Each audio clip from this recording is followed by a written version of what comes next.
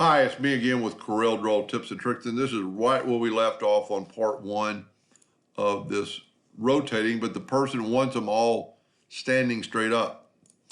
So a couple ways you can do it. You can double click on it and see you get the rotation. It's already 70 degrees off the center. So to fix that, let's set our nudge factor on like 3 inches. Let's fill in with the Smart Fill tool that Texas and move it up.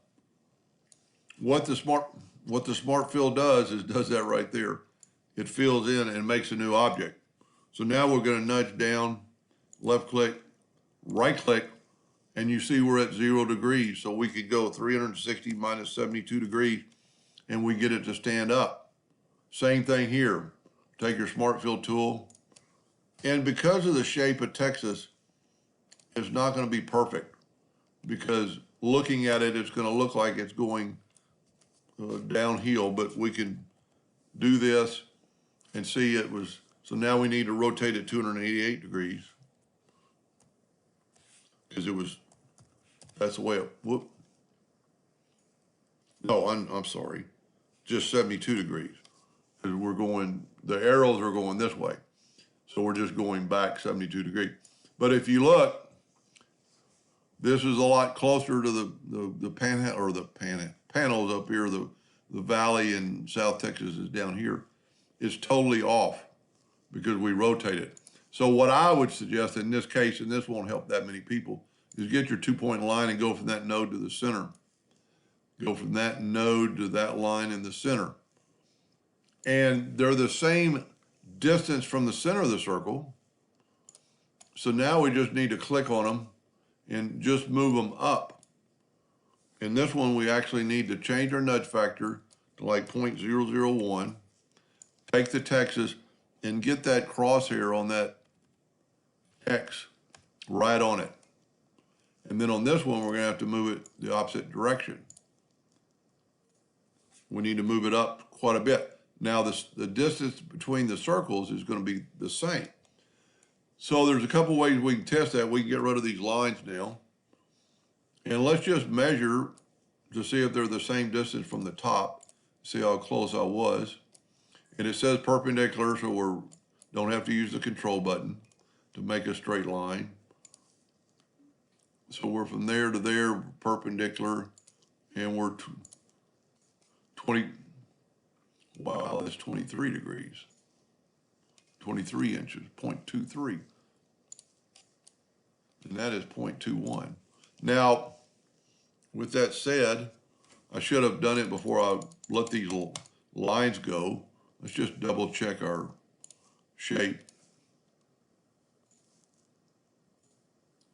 And that's pretty much dead on. So what we can do in this particular case would be to take a 2-point line, or no, let's take an indexing line and move it down and have it snap to the top of Texas. See, that one's a little bit off. And I'm dead on my lines.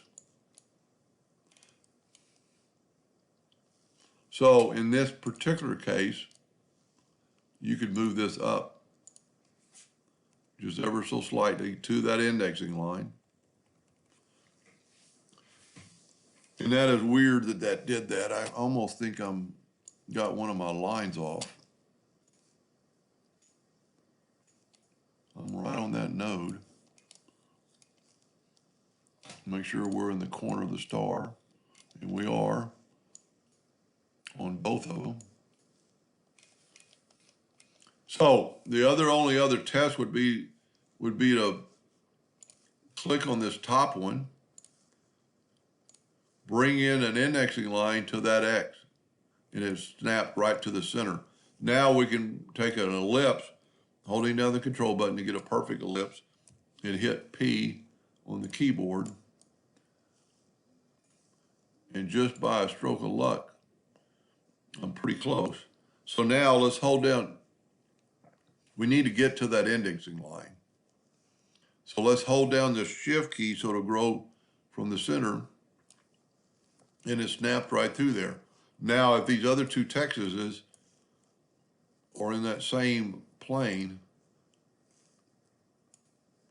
and that one's a little bit in, that one's a little bit out.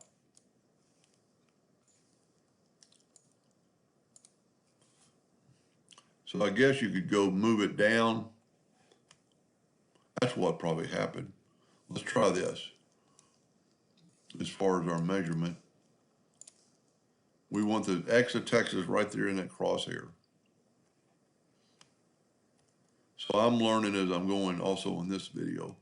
Now, our distance from the top should be identical. And I know not too many people are ever going to do this, but if you ever need to figure out something, from that edge to that edge is 22. From that edge to that edge is 22. So we're dead on. And just do the same thing for the other Texases once you rotate them. I've actually got another idea I might try out too. And if that is the case, it'll be part 3. So if you're bored with this one, don't watch part 3. Hope that helped a little bit. Thank you for watching.